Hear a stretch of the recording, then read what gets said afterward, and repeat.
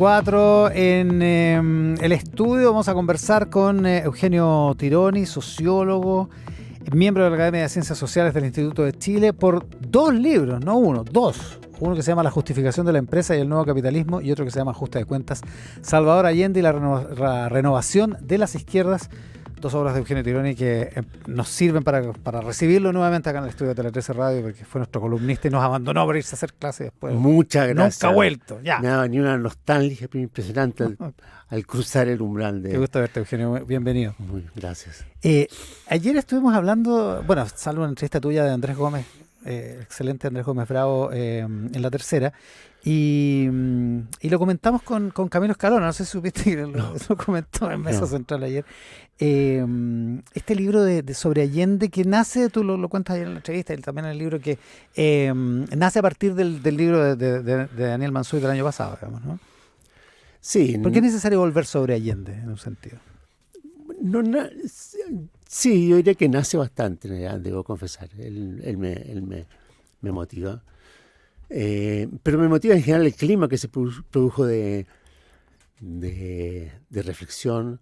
Me motivó también el hecho que tuve que escribir una columna que me la pidieron de modo muy solemne para El País semanal, para el diario El País, que se publica, que es como el suplemento. El suplemento como dominical. Del País.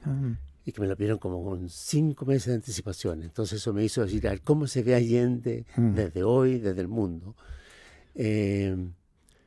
Y eso me precipitó en un proceso que me ha ocurrido algunas veces anteriores, de ensimismamiento. Y me puse a reunir lo que yo había escrito, a leer cosas que jamás había leído, porque siempre le tuve como una suerte de tirria al tema Allende, Unidad Popular.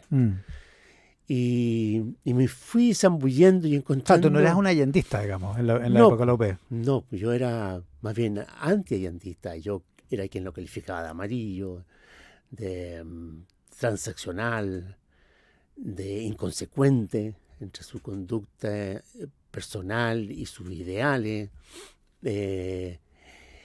Una persona elitista lo veía yo, burgués finalmente. Entonces yo nunca le tuve simpatía, nunca fui cercano. Tampoco participé en su círculo. Hubo compañeros míos de colegio que más o menos entraban al gobierno. Entonces a partir de eso tenían cierta vinculación. Yo no tenía ninguna. Entonces para mí fue un descubrimiento, debo decir. Descubrir a este Allende de los años previos a la Unidad Popular, este gran forjador de movimientos sociales, de gremios, de coaliciones, cuánto persiguió esta coalición que lo llevó al gobierno. Un tipo que se jugó en posturas que fueron muy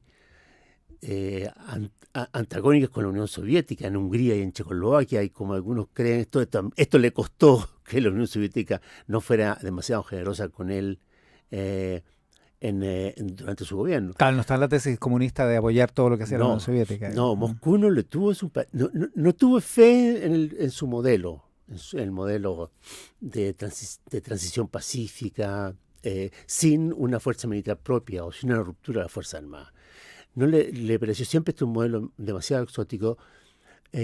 También era una cierta complicación tener a un país propio de la órbita estadounidense, claro, en el final del mundo, convertido en un país socialista que él tendría que financiar igual que Cuba. Entonces, pero ellos no creían en Allende. Allende les parecía un candidato desgastado, por ejemplo, no lo apoyaron al 70. Vez. Claro. Entonces, con Moscú nunca tuvo muchas buenas relaciones.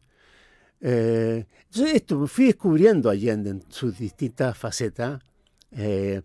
Por ejemplo, una cuestión que tampoco yo conocía bien era la trayectoria de su familia, que viene de la independencia y estuvo en las grandes luchas que constituyeron a Chile. Tampoco el hecho que él hubiera vivido en tantas ciudades, por lo tanto conocía a Chile de primera, digamos, porque Viña, Tacna, Santiago, el hecho que fuese candidato a parlamentario de tan joven, lo que le significó conocer también al país por todas partes. O sea, me fui encontrando con un Allende que no me imaginaba. El suicidio de Allende también siempre provocó, particularmente hasta que se cristalizó como un evento mitológico, digamos, pero provocaba alguna discusión, digamos. Por supuesto, la discusión en mi caso nunca fue si efectivamente se había suicidado o lo habían matado. Yo pensé inmediatamente que se había suicidado, porque él en 2 o 3 ocasiones había advertido que esto es lo que él iba a hacer en caso de un golpe de Estado. Que él, como habría dicho alguna vez Pedro y Roserda, solo salía con las piernas hacia adelante. Con los pies por delante, claro. Pero igual esto para todos nosotros fue un golpe enorme, porque él, como ha dicho Salaqueta y lo recordaba Andrés Gómez ayer, él ya tenía la hora pedida con la historia y simplemente va a comparecer, donde él sabía que iba a quedar muy bien parado. Pero ¿nosotros qué? Claro. Es el alegato también resto, que le hace Altamirano.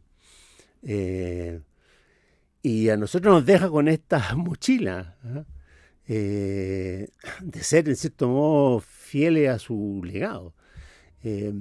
Pero, claro, su muerte es su último acto político y un acto de una contundencia absoluta. El acto definitivo, digamos. Camilo Escalona decía ayer en Mesa Central, criticaba tu frase esa de que si Allende hubiera tenido la flexibilidad de Boric no hubiera habido golpe de Estado, porque él dice que el golpe de Estado se estaba fraguando desde antes que Allende asumiera, digamos. Es cierto, el golpe se estaba fraguando desde antes, se venía fraguando, yo creo que hace mucho tiempo se venía rumoreando lo de golpes desde el propio Frei Montalva. No hay que olvidar el llamado Tacnazo. Claro. Y el asesinato de Schneider. A Schneider se le mata antes para provocar un golpe. Ahora, eran otros golpes, eran golpecitos, eran golpecitos a la latinoamericana. Eran golpes que solamente buscaban ajustar algunas piezas. Claro, no era lo que vino después, digamos, no, era otro tipo de movimiento. Digamos. Era otra idea. Pero eso cuando Allende entra a la moneda, sabía que ese movimiento estaba en marcha. Sabía que había un ánimo golpista en altos oficiales de la Fuerza Armada. Sabía que al menos la CIA, no necesariamente todo el gobierno americano, estaba conspirando. Sabía... Era un hecho conocido, no es que Allende lo podía considerar fatal, no es que iba a pasar de todas maneras. Podía gestionarse en un sentido, ¿no? Claro, si es que... no había nadie en la clase política chilena, salvo ignorantes como yo, digamos, pero totalmente marginales, pero la alta clase política chilena, el cardenal Silva, la propia autoridad de la democracia cristiana y obviamente del Partido Socialista y Partido Comunista, sabían que la situación en la Fuerza Armada era delicada.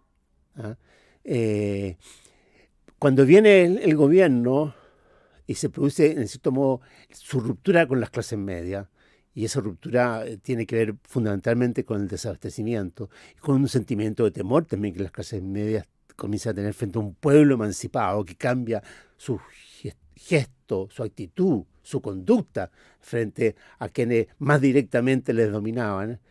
Ese clima de las clases medias penetra la alta oficialidad, y la oficialidad en general, la baja y la alta de la Fuerza Armada. Eso va generando un clima interno que se va desbordando y que además eso va, por una parte, reforzando a los sectores más golpistas de la Fuerza Armada y debilitando a los sectores más constitucionalistas. Esto es una tesis un poco que levanta Joaquín Fernandois. O sea que lo del golpismo dentro de la Fuerza Armada no fue una conspiración simplemente de su élite, fue un proceso mucho más de abajo hacia arriba. Bueno, pero todo eso era antes que la CIA y que Estados Unidos iba a ser durísimo, sobre todo si se le expropiaba el cobre en las condiciones que se le proponía, era obviamente una cuestión calculable. De que el riesgo de que el camino seguido, el de Buscovich, de meter recursos sin piedad, ¿ah? Con el fin de aumentar la demanda y dinamizar la economía, tenía riesgos, era también sabido. Era evidente, claro. Entonces, desde ese punto de vista, Allende movió temas de poder, áreas de poder, digámoslo así, desenlazó a un conjunto de monstruos que lo iban a devorar. Ahora, en ese sentido, y saltando 50 años, digamos, desde Allende hasta Gabriel Boric, ¿tú eres de los que cree que el presidente ha ido, es la flexibilidad que demuestra que tú describes, ha ido madurando el presidente en el ejercicio del cargo? ¿Tú crees que es genuina esa o que es una cuestión más bien táctica del presidente? No, yo creo que es genuina, muy genuina. Lo que yo sí creo que le falta una reflexión más teórica, si tú quieres, más intelectual, un poquito más doctrinaria sobre este asunto. Desde ese punto de vista, por ejemplo, una visión más profunda sobre Allende no vendría mal, y sobre los errores, los problemas de Allende no vendrían mal. Tampoco vendría mal romper con la visión mítica de lo que fue, lo que aquí yo llamo en el libro la renovación comunista, o sea, cómo fue la conversión del Partido Comunista desde la lucha armada desde la vía pacífica a la lucha armada, que se produce a fines de los 70, principios de los 80. Sobre eso también hay una visión un poquito mitificada, que los comunistas tuvieron que hacerlo para sobrevivir, porque estaban sujetos al exterminio. En realidad esa fase había terminado ya. Esto pasa a ser... Es posterior. Esto es bastante posterior. Es cuando ya el Partido Comunista había echado raíz en el movimiento, digamos, de democratización en Chile. Entonces, yo creo que hay aspectos oscuros que esta nueva generación sería conveniente que revisara, pero creo que lo que ha hecho el presidente Boric, sabiéndolo o no, responde muy, muy bien a lo que uno puede aprender de lo que fue la UP y lo que fue Allende. Estamos con Eugenio Tironi, que tiene además este otro libro que se llama La justificación de la empresa y el nuevo capitalismo, que lo tiene protagonizando un debate en las cartas del Mercurio hace como 2 semanas, por lo menos, ¿no? ¿Qué es lo ¿por qué te parece necesario volver a escribir o describir ahora la empresa a partir de este concepto de la justificación de la empresa? Mira, el que hayan salido juntos es una mera coincidencia, pero he estado encontrándole el motivo, porque nunca hay coincidencia. Allende desata la revolución capitalista que conocimos y que vivimos. Allende y su muerte obliga a Pinochet a encontrar un proyecto de una envergadura suficiente para justificar, voy a usar la palabra ahí, su muerte, su inmolación y sobre todo el bombardeo a la moneda. Se encuentra para eso con Jaime Guzmán, que le trae del brazo a los Chicago Boys, quienes le proponen esta justificación a partir de una refundación de la economía y de la economía de la sociedad y de la política chilena. Dejar de mirar a América Latina y comenzar a mirar a Estados Unidos. Pinochet la adopta como suya y da cancha libre para que se implemente. Esta doctrina tal cual se presentó en Chile era extraordinariamente radical, como no se había probado nunca en el mundo, que era la de Friedman. Friedman era un personaje también radical ya en Estados Unidos en ese entonces, y era radical ya en Chicago, como lo muestra Sebastián Edwards en su libro. Pero acá encuentra un caldo de cultivo para desarrollar su experimento. Parte de este experimento tenía dos dimensiones. Una dimensión era la política monetarista y de mercado en el plano macro, y en el plano micro era el plano de la empresa, implementar su doctrina que las empresas no tienen otra función que maximizar la ganancia de los accionistas. Pues bien, yo creo que esa doctrina Friedman, esa radical y extraña doctrina Friedman que se implanta en un país bajo una dictadura, pero en un país que tenía otra raigambre, porque una raigambre más comunitarista, más católica, más parroquial, ¿eh? Que no respondía a estas premisas individualistas sobre las cuales descansa Friedman, se ha mantenido como intocada y no ha sido casi objeto de reflexión. No. O sea, aquí todavía tenemos dos fuerzas que responden a los grandes profetas de los últimos, al gran profeta del último siglo, Marx, y al gran profeta de los últimos 70 años, Friedman. Ambos entre los dos, por Dios que hay harta coincidencias. Ambos quieren sacar un poco a la voluntad humana de la escena, dejar que todo está sometido a reglas, a fórmulas, en el caso de Friedman a la matemática, que todo es ineluctable porque responde a leyes que se sostienen ¿en qué? En la economía.